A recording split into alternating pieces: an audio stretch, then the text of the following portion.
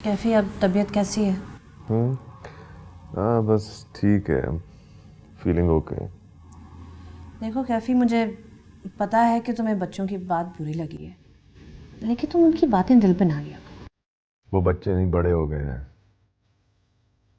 अब उन्हें थोड़ी जरूरत है बाप की। ऐसी कोई बात नहीं है कैफी। ठीक कह रहा हूँ फिरोजा, अब तो मैं उनको कुछ कह भी नहीं सकता क्योंकि वो पुलिस को फोन कर सकते हैं। अब फीलिंग वर्थलेस। और ये मेरे किए की सजा है वैसे भी। कैसी सजा कैफी? ये तुम क्या बातें कर रहे हो? सही कह रहा हूँ फिरोजा, जो मैंने अब्बा जान के साथ किया आज मेरी औलाद मेरे साथ वही कर रही है। मैंने अब्बा जान को बहुत दुख दिया है। ठीक है, दानियाल और सारा से मिलने के लिए मुझे वीकेंड का इंतजार करना होता है, मगर फिर भी एटलीस्ट वो मेरी आंखों के तो सामने है। मगर अब्बा जान ने मेरी शक्ल 20 साल से नहीं देखी है। वो संभालो प्लीज, तुम्हारी तबीयत बिल्कुल ठीक नहीं है। मुझे कुछ नहीं होगा फिरोजा, और यहाँ रहकर भी मेरा दिल पत्थर का हो गया है। अगर अब्बा जान के आंसू से नर्म नहीं कर सकते तो इन बातों से भी कोई फर्क नहीं पड़ता। कैफी, मैं तुम्हारे साथ जाने के लिए तैयार हूँ, लेकिन मैं सारा और दानियाल को फोर्स नहीं कर सकती। यहाँ का कानून ही ऐसा है। यहाँ का कानून यू नो व्हाट फिरोजा, मुझे कभी कभार बड़ा तरस आता है नवनीतन बच्चों पे।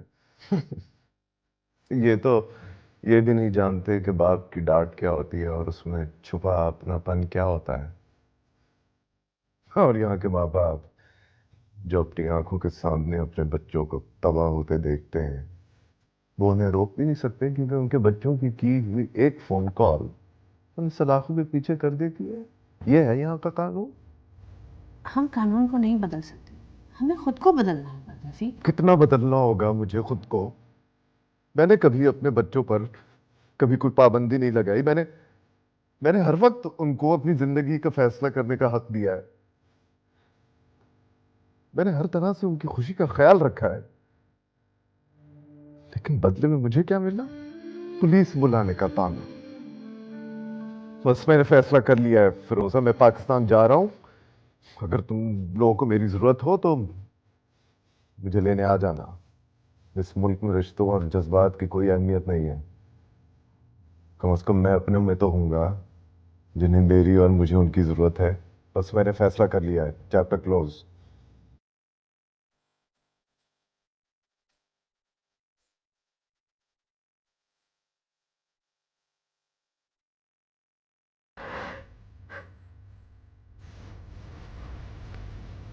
रूफी, मेरा बेबी क्यों रो रहे हो? क्या हुआ? Mom, I don't want to lose Dad. Don't worry, dad को कुछ भी नहीं होगा। तुम तो स्ट्रांग बॉय हो ना। चलो स्टॉप क्राइंग। कोई जाए ना जाए, लेकिन मैं डैडी के साथ पाकिस्तान जा रहा हूँ। ओके ओके, जाके इधर। ओके, अब दोनों छोड़ो, स्टॉप क्राइंग।